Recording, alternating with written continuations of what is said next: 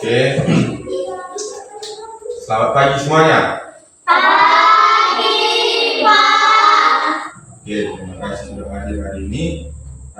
Hari ini kita akan berdiskusi sebagai kelompok belajar dengan tujuan saling mendengarkan, menghargai, dan belajar dari satu sama lain. Jadi nanti kalian saling menghargai satu dengan yang lain. Jadi pendapat yang satu dengan yang di sini harus saling menghargai gitu. Jadi jangan nanti kalian main-main dia saat menjawab. Kalian itu gitu ya. Oke. Jadi sebelum kita masuk ke diskusi kita, satu orang pimpin doa. Silakan. Teman-teman, sekarang mari kita berdoa menurut agama dan kepercayaan kita masing-masing. Doa dimulai. Ya Allah, berikanlah kami kepiawaian dalam pelajaran kali ini, dan juga berikanlah kami perlindungan dan kesehatan supaya kami bisa menjawab soal-soal yang diberikan kepada Bapak Guru kami, dan juga berikanlah kesehatan kepada Bapak Guru kami supaya dia bisa mengajari kami dengan baik. Amin. Oke, silakan duduk.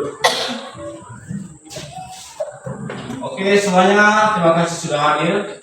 Hari ini kita akan berdiskusi sebagai kelompok belajar. Dan tujuan kita hari ini adalah untuk saling mendengarkan, menghargai, dan juga belajar satu sama lain. Ingat, setiap pendapat itu harus berharga, baik benar maupun belum tepat. Mari kita mulai dengan tema pemikiran dan toleransi dalam kehidupan sehari-hari. Dengan masalah pertama, pertanyaan, apa arti toleransi bagi kalian? Dan apakah pernah punya pengalaman ketika sulit untuk menerapkannya? Silakan dari kelompok satu. Toleransi berarti menghargai perbedaan, baik pendapat, budaya, maupun pilihan hidup. Saya dulu merasa kesal saat teman saya punya pandangan politik berbeda, tapi akhirnya saya belajar mendengar tanpa menghakimi. Memang butuh proses. Oke, baik dari Dari kelompok dua, tanggapannya. Nomor satu ya. Menurut kami, toleransi itu bukan sekedar menerima, tapi aktif menghargai perbedaan kami karena mengalami situasi sulit. Saat teman kami berbeda agama dan tradisi, awalnya bingung, tapi kami belajar duduk bersama dan coba memahami tanpa menghakimi. Oke, terima kasih. Dari jawaban kalian terlihat di sini bahwa toleransi bukan hanya sekedar menerima saja, tetapi juga harus berusaha aktif memahami perbedaan. Dan saya di sini ingin menambahkan bahwa toleransi itu juga melibatkan kesabaran dan menghadapi ketidaksamaan dan ketidaksesuaian nilai, dan itu juga menjadi tantangan yang besar, terutama di lingkungan sekolah dan umum. Oke, terima kasih atas jawaban kalian. Masuk ke masalah kedua. Bagaimana seharusnya kita merespon pendapat teman kita yang menurut kurang tepat? Oke, dari kelompok satu.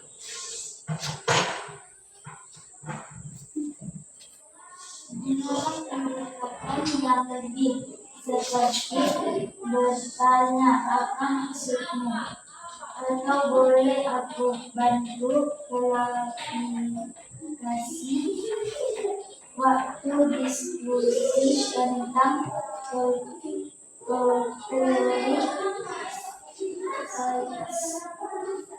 Saya mendengar pendapat yang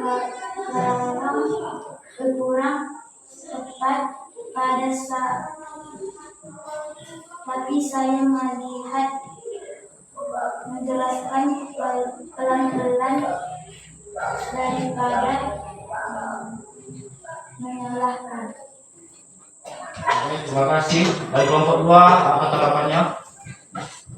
Kadang sulit menahan diri saat tahu pendapat teman keliru, apalagi saat diskusi akademik. Tapi kami belajar untuk mencari penjelasan yang mendidik, bukan menggurui. Misalnya dengan berkata, tapi aku pernah baca fitur yang berbeda. Bisa Bapak jelaskan? Oke, baik. bahwa kalian memiliki pendekatan yang mendidik daripada konfirmasi memang benar memberi penjelasan yang tenang dan tidak menggurui, bisa membuat diskusi menjadi lebih terbuka. Jadi kita bisa belajar menyampaikan pendapat dengan pernyataan yang terbuka supaya tidak terkesan menyalahkan. Oke, terima kasih atas jawabannya. Masuk ke masalah ketiga. Apa dampak positif yang bisa muncul jika kita berusaha memahami sebelum menghakimi? Kelompok 1. Memberi ruang dulu bisa membangun kepercayaan dan mempererat relasi. Dulu saya langsung menyalahkan orang lain di grup, tapi setelah belajar mendengarkan dulu hubungan kami jadi lebih kuat. Oke, dari kelompok 2, adakah tanggapannya? Kami percaya bahwa dengan mendengarkan dulu, kita membuat orang lain merasa aman. Hasilnya, hubungan kami erat dan disukai. Lebih produktif. Waktu kami menerapkan ini, suasana kelompok jadi lebih hangat dan terbuka. Oke, terima kasih. Oke, jadi dari jawaban kedua kelompok sepakat bahwa mendengarkan dahulu itu lebih penting. Saya ingin menekankan bahwa proses ini melatih kita untuk berpikir kritis sekaligus berempati. Jadi kita tahu bahwa tidak semua orang punya latar belakang ataupun informasi yang sama seperti kita. Oke, terima kasih atas jawaban kalian. Masuk ke masalah keempat. Pernahkah kalian berubah pendapat setelah diskusi dengan orang lain? Ceritakan pengalaman.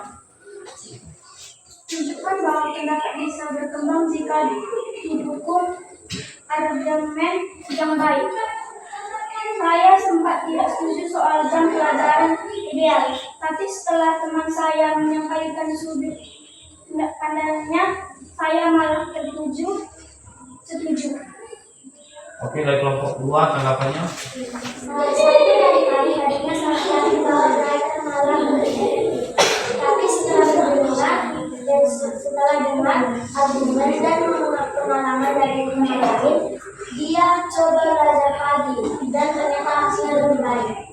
Jadi kadang kita perlu terbuka biar bisa berkembang. Oke, terima kasih.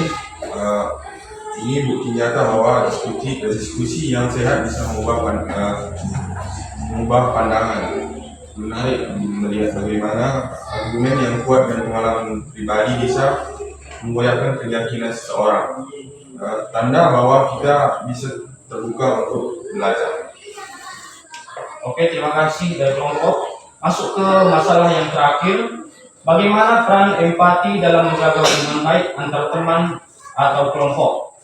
Dari kelompok 1. Waktu saya kesalahan diam di diskusi, teman saya menanyakan dengan lembut, kenapa saya murung? Saya merasa dihargai dan itu membuat saya nyaman kembali berpartisipasi. Ya, terima kasih. Dari kelompok 2, tanggapannya? Empati itu menurut kami seperti jembatan bisa menyatukan orang yang sangat berbeda. Waktu salah satu teman kami sedang stres, kami belajar untuk tidak memaksa dia untuk aktif, tapi beri ruang dan dukungan itu membuat hubungan kami makin kuat. Oke, terima kasih. Dari diskusi ini menunjukkan bahwa belajar bukan sekedar menyerap ilmu, tapi juga membentuk karakter kita sebagai manusia yang toleransi, empati, dan kemampuan mendengarkan yang sangat bagus, yang akan terus bermanfaat dimanapun kita berada.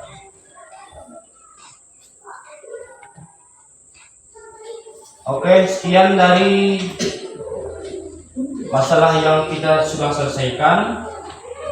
Mungkin tak ada salah dari materi kita pagi hari ini. Bapak ucapkan selamat pagi.